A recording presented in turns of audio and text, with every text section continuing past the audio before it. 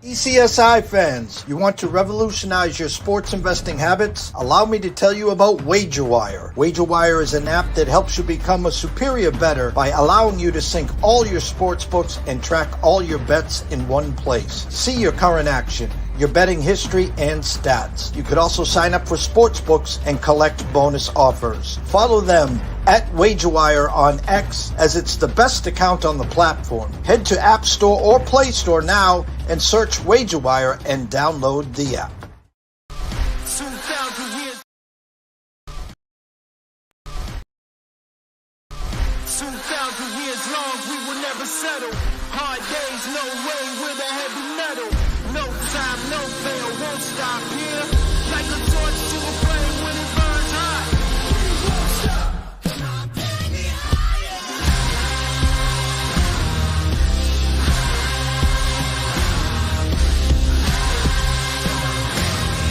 Like a torch to a flame when it burns hot. We won't stop.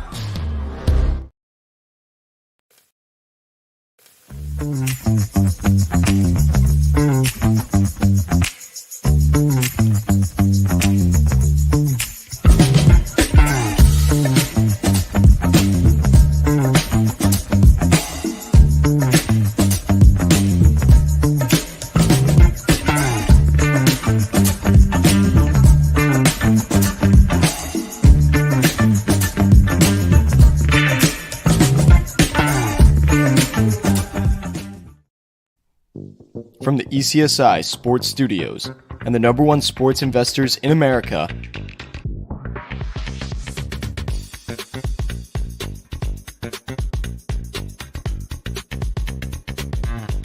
we bring you the closing bell. As the market closes, legends Jeff Dawson and Riley Magnuson bring you all the sports investing tips for tonight's matchups. If you want to learn more from the two legends at the desk, make sure you stay tuned to the closing bell.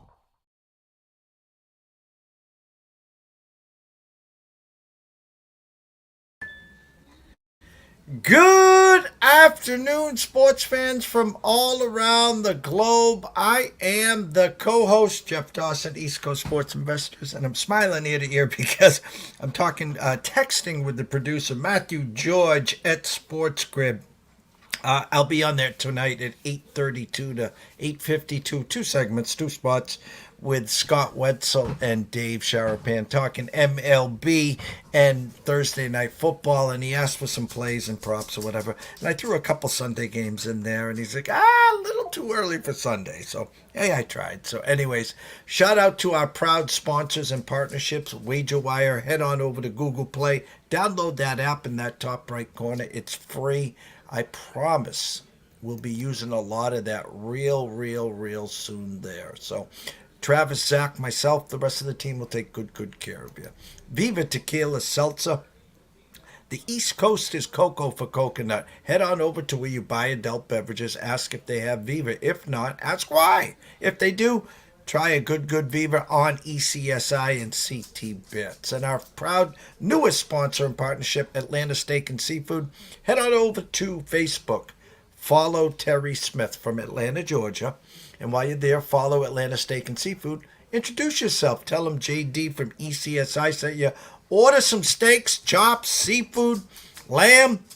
I got a care package coming, scheduled for Thursday. We'll send some nice pictures for Thursday Night Football with the Jets and the Patriots. I think I might have some lamb, some New York strip, maybe a little of both, maybe a little surf and turf. Who knows? But without further ado, my co-host, Mr. Riley Magnuson. What's up, champ? What is up, my friend? Happy Wednesday afternoon. Halfway through the week, getting closer to the weekend, my friend. For everyone's favorite, or most people's favorite, the weekend of some football action.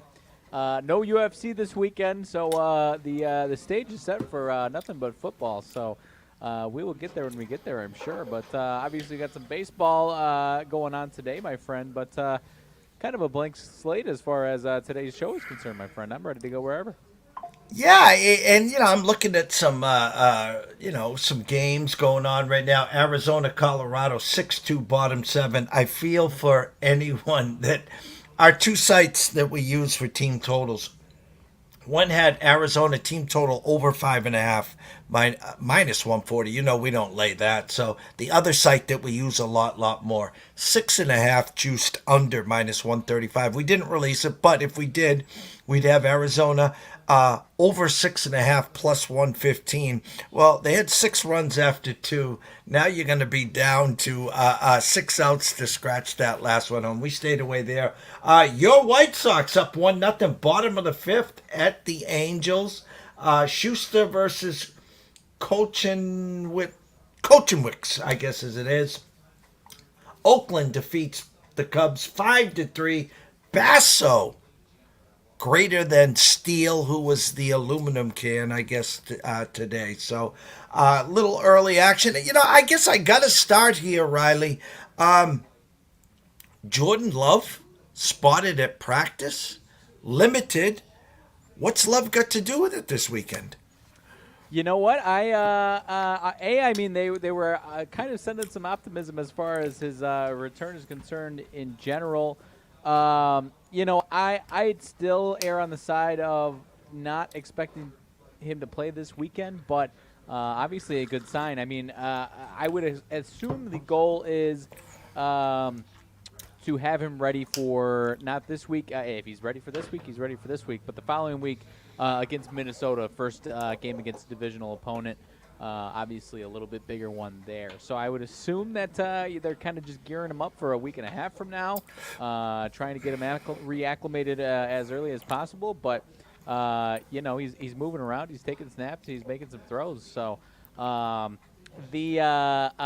guess I haven't seen it after that news came out and the videos came out of him playing. The line up until that point, assuming that it hasn't moved, would suggest that it's still going to be Malik Willis. It did go down from 3-2 here on this book that I'm looking at right here in favor of the Titans. So I think that's still maybe a little bit of a carrot trying to entice people to jump on the Packers as underdogs in case Jordan Love comes back.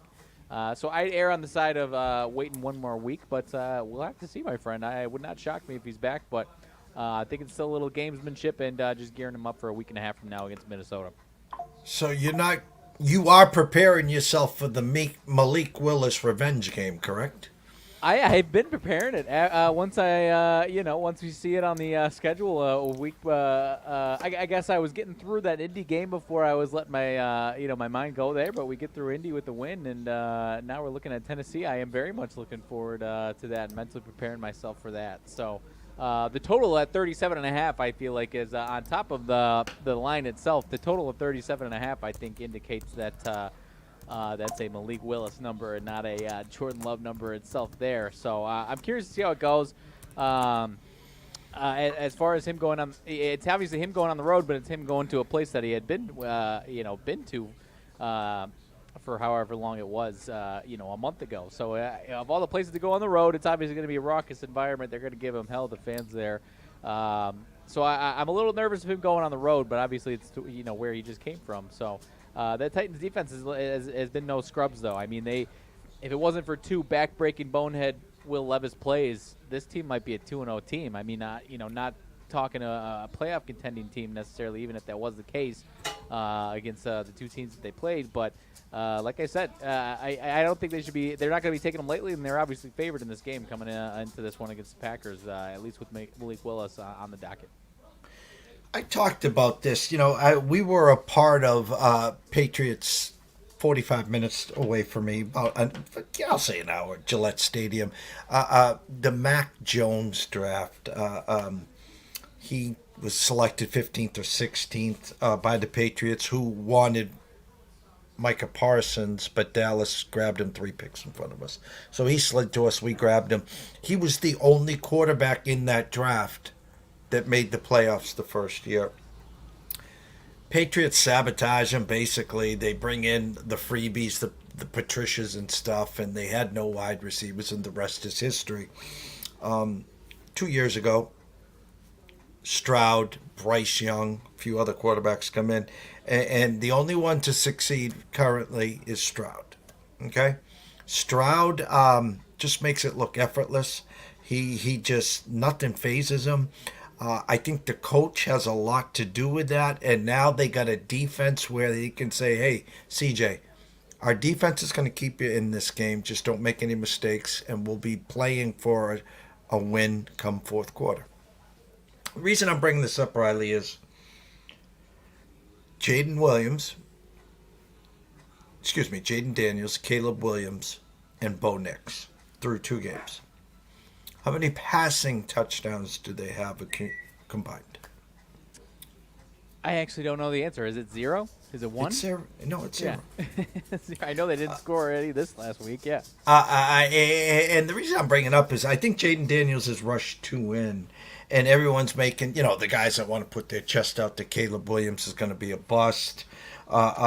I watched Bo Nix that whole game against Pittsburgh. Was it the defense? Well, that wasn't the Bo Nix that I saw at Oregon. It just was, again, it set me back 20 years. It was that Friday night lights, Barnstable and Brockton high school game that I was watching. That's what I swear I was watching. And my point is, Jaden Daniels is going to be fine. He's been able to be elusive. I still don't understand why he doesn't find Terry McLaurin. I don't know what's going on there. Caleb's going to be fine. He is going to be fine. But my question is the passing is down in the NFL. The scoring is down. It's been carnage the first 2 weeks. Is this a trend that we're going to expect 3, 4, and 5?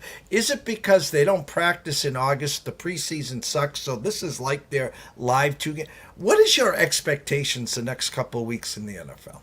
I think it's going to increase, and I think what you're alluding to. I'm kind of with you as far as I mean, we saw it, with the Aaron Rodgers, not practicing at all, even the last few years in Green Bay, and then the first 2-3 weeks that were ugly, and then ramp it up. So I do think it's part of the lack of playing in preseason, and if teams that are Super Bowl contenders or playoff contenders come out fine with it, and they don't have enough of a setback that they look themselves in the mirror and they gotta, feel like they play their guys in the preseason, then I maybe it doesn't change. But I think part of it is you got so many young quarterbacks playing right now. Obviously, a couple injuries to where you're throwing in some, less than aired out quarterbacks there. So I think, defenses are adapting to the newer era of the NFL these last couple of years. I think is part of it, but at the end of the day, I think the scoring is going to go up, and we're going to start to see some points. Maybe not this week, maybe not next week after that, but come October, mid-October, November, I think we're going to start seeing some bigger point totals there. I'm looking at some, under Rovers, the scoreless going here, 38.5, 36.5. There's a 42 in the Bears and Colts. That line smells to holy hell. Colts are -1.5 now. There's a 45.5 with the Vikings game. Eagles, Saints, 35.5. That's got to be a misprint there. There's no way that's 35.5. That doesn't sound right. 45 is what I have. Yeah. So that had to have been wrong. But my point is, we talk about the Bengals 0-2. They got upset by the Patriots. Everyone wants to say a PI away from obviously beating Kansas City. Ravens 0-2. They lose to the Chiefs opening day. They blow a 10-point lead. Now travel to Dallas, who got embarrassed at home. So either the Ravens are leaving 0-3, or the Ravens and the Dallas end up 1-2. Eagles lose outright to Atlanta, and I know this is the NFL. It's Sunday. It's get your popcorn, pom-poms. But we talk about any given Sunday, not for long. Parity. This is what Goodell wanted. The injuries galore. I did my damnedest to watch that game Monday night, Atlanta and Philly, because I had Jalen Hurts, I had some Barkley, I had a Devonta Smith, and then when Atlanta had the ball, I had the Philly defense in a couple spots. It was ugly football. I'm like, was it me, or was that game hard to watch? A little bit, Bull. I'm not saying it's you, but it was not great to watch. And as far as Atlanta's case, it seems like Kirk Cousins at an offense, new offensive coordinator or play caller, and Kirk Cousins not quite in sync. And I'm not, the more time goes on, the lower I get on Atlanta's weapons outside. I like Bijan, but those weapons, I'm not really sold on the Drake London and Kyle Pitts. I know everyone obviously can say that about Kyle Pitts now, but even Drake London, I'm not sold on as far as being a bona fide number one wide receiver. Maybe that's me, but and as far as the Eagles go, without A.J. Brown, their weaponry, I think the world of Saquon Barkley, but Devontae Smith I like, but when he's he's a great compliment to A.J. Brown. So I'm with you as far as I think part of it's, and you go back to last year at the beginning of the year, I remember I think it was Tom Brady was kind of poo-pooing the majority of the league and saying everyone's playing some bad football, at least bad offensive football right now, and it seems like the exact same thing. So you know me, I like my ugly football, so I can watch, I can watch that 13-6, Friday Night Lights looking game, and I can watch that's Big Ten country in me. I think I can watch anything there, the uglies there. But I think you're right. These offenses, whether it be young quarterbacks, injuries, or just teams that aren't playing at all in the preseason, or one drive. I know I like the Packers' case; they play one drive with their starters in the preseason, and obviously they've looked okay, but for the most part, I think it's a combination of all these things: is the injuries, the young quarterbacks, and not playing enough in these preseason games. So, I don't think it's going to change these next couple of weeks. The totals obviously suggest that it's going to be more of the same this upcoming week, like you just listed off some of them there.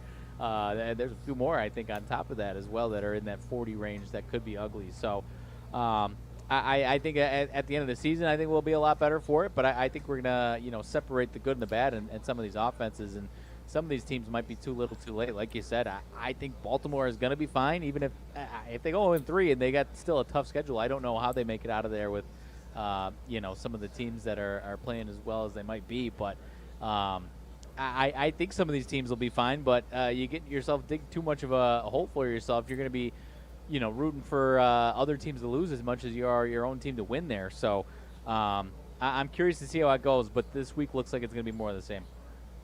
If you watched the closing bell on Monday night, you cashed the Darnell Mooney anytime touchdown. That is correct. I wish it was the first time touchdown on that one. I was trying to pull up and see what else we had there. Mooney on C.J. Gardner-Johnson, no less as well. A little slip and fall from him there.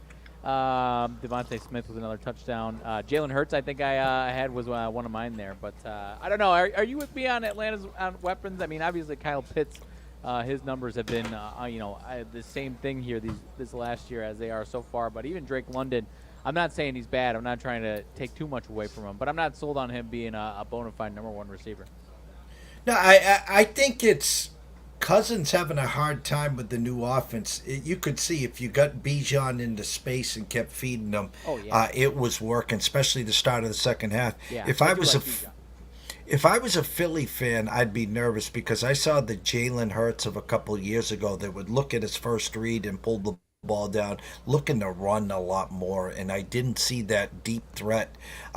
You brought over Jahan Dotson a couple weeks ago. He was a non-factor. Godart, non-factor. Devontae did get a touchdown, but again, you fed Barkley the whole way down on the first drive. He takes himself out on the 12, and he was nowhere to be found until third and fourth down. They went for it. They didn't even take the damn 3 points. They went for it on fourth down, and they didn't score. So, again, I'll chalk it up for those two games were like the preseason. We'll be real interested to see what happens moving forward there.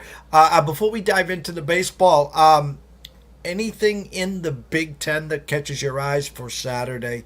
Any marquee games? Anything? I know, I'm just going to say this out loud. We had Tyler Betts on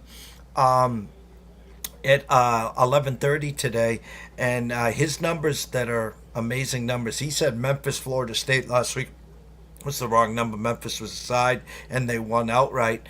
He's got Michigan as a pick. He's got Michigan actually winning this game against USC. Yet USC's 5.5 point favorites. I think they're living off of that first game against LSU. Right, and I think factoring in that Michigan ugly game against Texas as well. Obviously, Texas we consider better than both these teams. But I'm with you. I'm obviously not sold on Michigan from what we've seen from them. They've kind of Played a little ho-hum this last week against, Arkansas State a little bit there. So I'm with you. I still need to. I liked what I saw from, is it Miller Moss, I think, USC quarterback. I like what I saw from him so far, but I would like to see it from him in a game like this again on the road against a tough Michigan team before I'm really, really sold on this USC team and Miller Moss there. So I'm curious to see how it goes. I'm a little hesitant on Michigan overall, so I'm not cannonballing into this one. But that obviously is, the big game of the week for the Big Ten at least. So I'm with you. I think Michigan, especially another game where they're at home, they've got plenty of things to prove now. Obviously, the defending champs, but you lose at home to Texas. They've got to prove something here. So I think they're going to be there's a motivation and wanting it more factor potentially coming into this one, where you got USC traveling to a place where they don't typically go to, obviously, to Michigan and getting into these Big Ten games. I think we're going to start to see some rough games from USC and a little bit of an adjustment period to the Big Ten there. So I think it's going to be a really good game. I think it's going to be a close game. But I'm with you. I don't think they should be a 5-point favorite on this. Or I should say I'm with what you said with Tyler Betts there. Illinois, Nebraska, as far as a dark horse game goes, a nice one here, at least especially on Friday night. That's a good little treat on Friday night there. But you said it the other day, maybe a little too many points for Nebraska there. I'm curious to see what this Illinois offense shows up and does. They against Kansas had some good fortune go their way.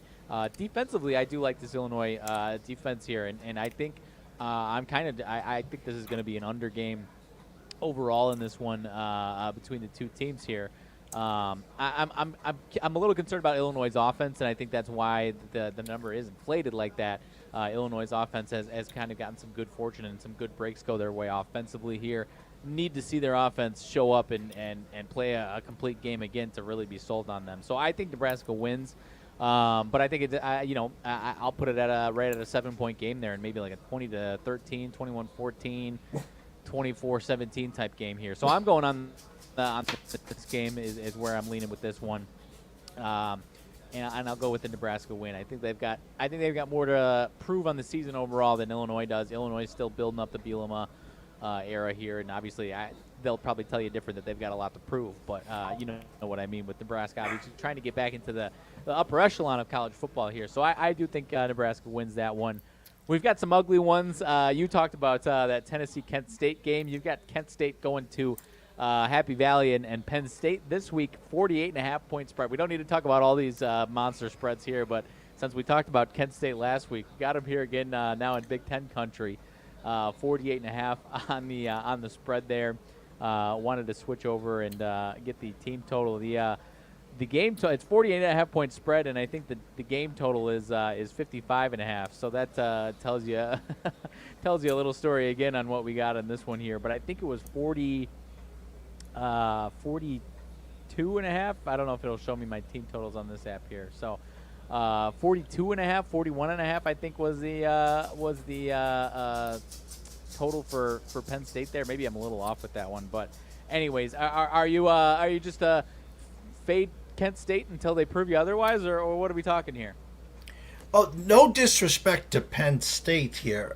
Not at all. Kent State's that bad, but again, their offense is no Tennessee here. So we had them getting shut out in the first half, and they did. They actually got shut out for the whole game. And the coach did ask the Kent State coach at halftime, "Hey, do you want to shut this down early in the fourth?" He says, "Nope, let it happen." And again, if Tennessee wanted to, they probably could have scored 100. Kent State just collecting checks. This will be stay healthy. Let's get some early action in the first half. Let's get our 40 points and out. We'll play the second and third stringers.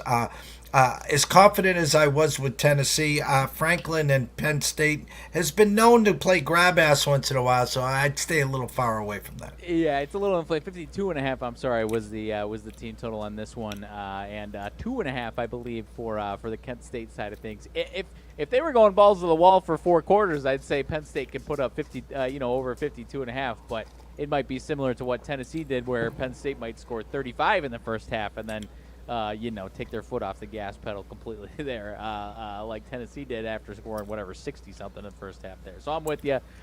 Penn State's not there, and they've got Penn State's got conference play starting next week. So obviously don't want it to go too crazy against Kent State here. They've got Illinois coming to town next week, so not really a big look-ahead spot, but obviously going to be putting some value on Big Ten play next week. What else? Northwestern Washington was an interesting one. You got Washington at home coming off of the loss in Seattle against Washington State. They're 10.5-point favorites, 43 on the total. As far as this full game, I do think Washington bounces back and gets the win. Northwestern's offense, I'm not, no surprise, but I'm not high on Northwestern's offense. I think it could be pretty ugly, but I do kind of like Northwestern's defense, depending on the situation here. So I do think Northwestern's defense can keep this a lower scoring game. Another one where I kind of think this one is going to be under the 43, and it might be a 7-10 point offensive output from Northwestern. Washington goes right around that 20-23 number there. So I'm going to go Washington gets the win, but spread I'm a little up and down on the spread of this Northwestern Washington game, but I think Northwestern's defense does enough to keep this one a lower scoring, kind of nasty. Probably not going to be too many people watching this game, but I'm not holding my breath for a Northwestern upset, but I think it's a little lower scoring, ugly game there. In Iowa, Minnesota, you got the battle for Floyd, the pig trophy there, and the revenge game after the fair catch gone wrong last year, Minnesota, Iowa. So I think Iowa is going to come in very, very motivated in this one. This is a big rivalry game for the Big Ten for these two teams. So Minnesota is obviously not going to be caught off guard by Iowa coming in playing to win, obviously. But I think Iowa's going to be very, very motivated in this game. Iowa is the 2.5-point favorites in this game. Iowa's offense, it's starting to show flashes at time of being a little bit better, but at the end of the day, it's still not consistent enough. And at plenty of times, it's shown flashes of the last 4 or 5 years of this Iowa offense that we've come to laugh at here. So team totals in this one: 18.5 for Iowa, Minnesota 16.5. I'll stay. Iowa's defense. I'll stick with them playing really well and keeping Minnesota under that 16.5 there. And maybe it's like another 4. I think it was 12-10 last year. I think was the final score. So it was obviously this game is going to be ugly again here. So I'll go a little higher octane game at maybe a 14-13 type game for you, my friend. But I think it's going to be ugly, and I do think Iowa gets the win. But laying the points with Iowa it's tough sledding there. You're going to get some ugly outcomes, much like obviously they lost, but a 12-10 game or a 13-12 game is definitely not out of the question out of this one, my friend. Any thoughts on this Iowa-Minnesota game from you? No. Arizona gets the touchdown and extra point. They got to 7, so anyone that had 6.5 can cash that ticket. They gave you a few innings to sweat that one out. I don't, because I got burnt on that fair catch last year, so I'm a little salty. And I watched enough of the paint dry between Friday night and Sunday and Monday, and that is one game.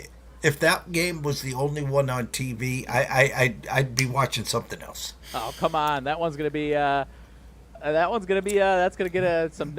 Well, no, I'm sorry, I won't be in town. I'm out of town this weekend. That's right. But I'm at a bachelor party this weekend. I'm gonna play my hand at forcing it onto the TV. I'll say that right now. Good luck and duck. Yeah. Next one brings you into it again. We got Illinois and Nebraska game. We got Michigan State, Boston College. Obviously a big game for Boston College coming off of that loss against Missouri. The red bandana game as well. Out of this one, 6.5, 7-point favorites against Michigan State. Michigan State 3-0, so I think a lot of people are maybe who are casual fans might be enticed by the 3-0. Michigan State got a nice win against Maryland, but you know me, I'm pretty low on this Michigan State team here. So I do think Boston College bounces back. Team totals out of this one: 26.5 for Boston College and 18.5 for Michigan State. So obviously giving you some goofy team totals there. I like Michigan State's offense a little bit more than I like their defense, though, Jeff. If I'm doing anything, and maybe in a couple days, this is one where maybe those team totals change a little bit and we get a clearer picture out of this one. But I like Boston College's offense against this Michigan State defense a little bit more than I like anything else out of this one. So until we see something, I'll wait to declare a big one there. But I do like Boston College's offense to take care of business here. You know, it's funny because 2 weeks ago when we were talking, and I was the one that had the Michigan State team total over at Maryland, and no one gave this Michigan State team a chance because they played grab ass week one, and then they traveled to Maryland, who put up a bazillion and against UConn week one, by the way. And then Michigan State comes back and gets their team total over and wins that game. And it's funny because I'm trying to figure this out, what the books are thinking here, because I know before the Missouri game and before Michigan State played last week, I talked to some experts, some sharp people, and they're like, BC will be favored by 1.5 or 2. It's 6.5 or 7. And just like I couldn't wrap my head around the 15 against Missouri, I can't wrap my head around 7. Yes, they moved this from noon to 8 p.m. It's sold out. So I'll be in Salem during the day for the Food Truck Festivals of America Saturday and Sunday event in Salem. Once that's done at 6 o'clock, I got to jump in my car, grab 3 other people to go to BC. Kickoff's at 8, and then we got to break down after kickoff. We'll probably watch the first half.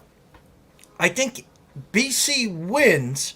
Wouldn't be shocked if Michigan is driving in the fourth quarter with a chance to tie or win. I think that number is inflated. I trust, I respect, I like Bill O'Brien, I love Castellanos.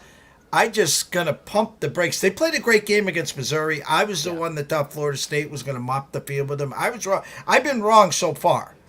Okay? I had Missouri team total over 31.5. It wasn't even close. They didn't even sniff it. BC's defense is legit. They're playing. They're making a lot of mistakes, a lot of penalties right now. The place is going to be rocking. Yeah. Sold out. Bandana night, 8 p.m. It'll be on some ACC channel or something. But my point is, I 3.5, maybe 4, but 6.5, 7. They got to prove it to me. People are drinking the Kool-Aid. I will give you that one. And for me, overlooking that is more so my disdain towards this Michigan State team, I think. So I'm with you. It is inflated. It's got to be inflated. And part of it, they obviously lose to Mizzou, but people see them beating Missouri for a decent chunk of that game, and a close game against a tough loss against a Mizzou team. People almost boost them up and give them a metaphorical win, if you will, as far as their perception of this Boston College team. So that almost, despite a loss, it hurts aids the perception of them in that way as well. So last one, Purdue, Oregon State. Oregon State 4.5-point favorites. Both these teams coming off of big shellackings there. So not high on this Purdue team. I think as a second-year coaching regime, I think they'll get it going in the future here. But still a little not enough talent here on either side of the ball yet. So I don't know what to expect out of this one. I'm not holding my breath for either of these teams here. I'm not too high on either of these teams, if I'm being honest here. So this is a big throwing my hands up in the air and kind of leaning towards Oregon State getting the bounce back at home. But again, no idea what to expect out of this one yet. I saw that Purdue team. It was ugly, but Oregon State is not the Oregon State of last year. Again, I think the number's a little inflated. This is probably a 3-point game either which way. Wouldn't be shocked if Purdue woke up and won. Wouldn't be shocked if Oregon State won by 3 or 4. But that's a wait and see for me there. Arizona now 9-2, so the sweat is long gone there. Handful of games. It's not a great board. I mean, there's some teams fighting to get into the playoffs.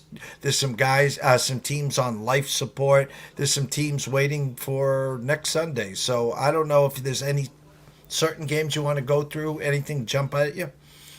I don't know about jumping out. This one at least is maybe one of the more entertaining potential games of the day here. Houston at San Diego.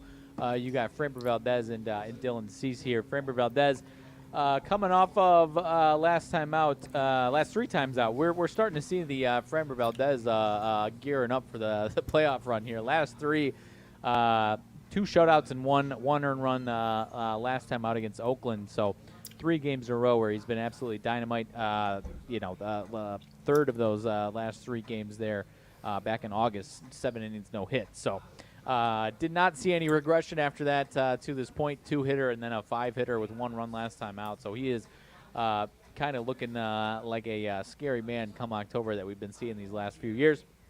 Dylan Cease last time out, 6 innings, 4 hits, no runs, 2 walks, 10 Ks. So need him to be a little more consistent, I would say, if you're to really start feeling good about this Padres team come playoff time. But they're obviously Houston 5-game lead for the division. They're closing in on it. And San Diego's got a 2.5 lead over the other 2 teams in the wild card. 4.5-game lead over Atlanta, sitting on the outside there. But San Diego's still got to take care of a little business there. So. As far as the line out of this one, it is, let me get my accurate number here, pretty close to a pick 'em. I think the book I'm looking at leaning towards Padres minus 115. But that total is reflecting a pitcher's tool, 6.5 juiced over, or maybe even a flat 6 in certain spots. I don't know there. So any thoughts on this one? Any of these pitchers you're looking for to have some regression, or are you staying way far away from this and expecting just a pitcher's duel? Overnight number of 7, now bet down to a 6.5, over 20 cents at the Circa. Good afternoon to Mr. Benson and Mr. Stevens there. 105, both sides there. Obviously, San Diego had an opportunity to win late last night, and the defense of Houston had him played perfectly right behind second base. Guy makes a hell of a play and end the game there. The number tells me Houston here. It really does. When do you get Dylan Cease at a pick 'em at home? So a slight lean to the Astros. First team to 4 wins this game. Team total Houston 3.5 juiced under. 130. So if you like Houston to get to 4 or better, grab them plus 110. Hey, if you like San Diego and you think they're going to get to 4 or better, you can get them at plus 115 today. Slight lean Houston. And I'm going to use this as a couple props here. I'll go Tatis to go yard. And for Houston, I got to take the chalk there with Alvarez. All right, let's see. Tatis, you said, so you said Alvarez was the other one? Tatis, yes. Alvarez? Alvarez, 310 plus 310. Fernando, plus 550. What is Manny? Manny, 500, 5-1. So they're saying that obviously the Padres ain't going to hit a homer, are not going to hit a homer. That's a decent number for Alvarez there. Again, the ball does not jump in San Diego, which is going to help them in the playoffs. There'll be a lot of low scoring games there. But again, numbers say first 1 to 4 wins this game. All righty. Curious if you're looking at this one as a potentially odd number here. Dodgers and Marlins. Dodgers in Miami, minus 180, right around minus 110, 115 on the run line on the road here at this Miami team. Landon Knack on the mound for the Dodgers. Is the lack of respect coming from Knack here, or are we talking about a good start from Ryan Weathers? However, Ryan Weathers, this is his first outing since June 7th, so not sure what to expect out of Ryan Weathers there. Quick sidebar, he's been in the league for 4 years, and he's only 24 years old. That guy seems like he should be over the 30 number by this point here. But anyways, any thought that this was a little weird line here for the Dodgers? They got bad news again. I think Stone will not be back this year. I don't know who they're going to have in their staff come October. I heard Shoei's actually on the mound trying to come back. Here's a guy that's going to go 50-50, and then what's he going to pitch on the third day? So God bless him. One of the sites, we have 4.5 over minus 140. I would never give you that. The other site, 5.5 under minus 135. So if you think the Dodgers are going to put up a boatload and get a touchdown today, you can grab them over the 5.5 plus 115. You won't have to jump on the minus 180 there. If you like the Dodgers, you can play them first 5 minus the hook at a lot lesser price. And since they are on the road, you can play them full game run line as well, close to even, maybe minus some change here. But again, I don't know what to expect for knick-knack, paddywhack, give your dog a bone. All righty, going to this other one here. Don't look now. The Detroit Tigers are only 1.5 game out of the wild card race. They're 1.5 behind Minnesota. They're 3 games now behind Kansas City, the second wild card spot. They are playing Kansas City tonight, trying to complete a 3-game sweep. I think it's 3-game sweep. They are favored with Terry Skubal on the mound tonight. Alec Marsh on the other side for Kansas City. Are we buying the Tigers as favorites on the road, or is this a people getting a little over their skis, or are you buying the respect on the road against a potential playoff team in Kansas City here? Well, if you were here in the spring, you are ready to cash your Cy Skubal American League Cy Young tickets. I'm rooting for the Tigers. I said on here and on Sports Grid 2-3 weeks ago that the Tigers and the Mets would sneak into the playoffs. Those guys on the grid almost fell off their stools. They're like, "What? What are you smoking? Well, you been nipping again, Dawson?" And here we are. Mets, if it was to start today, are in, and then the Tigers just 1.5 back. If you like the Tigers, it's very simple. You play them first 5 minus the hook. You take the pitching edge there. There is money coming in on Kansas City. Opened at minus 140 overnight. 145, now down to 130. 8 under, minus 20 cents. Still 8 under, minus 20 cents. Tigers team total over 4.5. They got to get to 5 or better tonight. You can get that at plus 115. So if you like the Tigers, don't want to lay the lumber, you can get them to 5 or better right now and get it at plus 115. If you like Kansas City, you can take them as a dog, plus 119, or their team total over the 3.5 at plus 105. All righty. Let's just stick with these. We've got games with these teams that are locked in these races here. Braves and Reds in about 50 minutes or so. Schwellenbach and Jacob Junis for the Reds. Braves are the road favorites in this one, minus 145. Schwellenbach, Jacob Junis, as I said there. Junis coming off of hasn't been going too deep in these games, but pitching pretty well for this Reds team right now, putting up some good numbers. Are we buying the love for Schwellenbach on the road here, or is this just a Reds team that's looking for the end of the season as soon as possible? But as I say that, they've got 3 of their last 4 here. Yeah, same as the Braves. The Braves are waving the white flag. We had Terry Smith on Friday. We'll have him on next Monday or Tuesday. They're just waiting. They don't want to make the playoffs. They've had so many injuries, and they've been fortunate to be in this spot only because of Chris Sale. Overnight number 160 on the Braves, now down to 133. You can grab Cincinnati and Junis at plus 122. Overnight number of 9 minus 20 cents, now 8.5 minus 10 cents either which way. If you like Atlanta tonight, you go to the window and you play the first 5. And if you don't want to lay the juice, take it minus the half run there. Team totals, Atlanta 4.5 over, minus 10 cents. Cincinnati 3.5 over, minus 10 cents. So it was a 9 down to 8.5. First 1 to 5 wins this game. I like Atlanta first 5 minus the hook. I won't lay the juice. If they beat me, they beat me. And take a look at the Schwellenbach's strikeout prop to the over tonight. All righty. Minnesota, Cleveland. Minnesota, as I mentioned, 1.5 above Detroit, 1.5 behind Kansas City, trying to better their position, obviously. They've got Bailey Ober on the mound in Minnesota up against Tanner Bybee for the Guardians. Bailey Ober coming off of 6 2/3, 6 hits, 5 earned runs, 1 homer, 2 walks, 6 Ks. So got beat up a little bit there. Got beat up on Reds took advantage of their chances in that game. Tanner Bybee coming off of 8 hits, 3 earned runs, a couple of them homers, no walks, 9 Ks, so a little hit or miss on that game in and of itself there. Cleveland minus 130 at home here. Is this a fair line, or are you looking at this one way or another here? No, I think it's a pretty fair line. Overnight number minus 120. Some money overnight and this morning came in on the Guardians now. Minus 123. You can grab Ober 1 Kenobi at plus 113. 7.5 under. Minus 15 cents overnight. Now 7. First 1 to 4 wins this game. Currently team totals.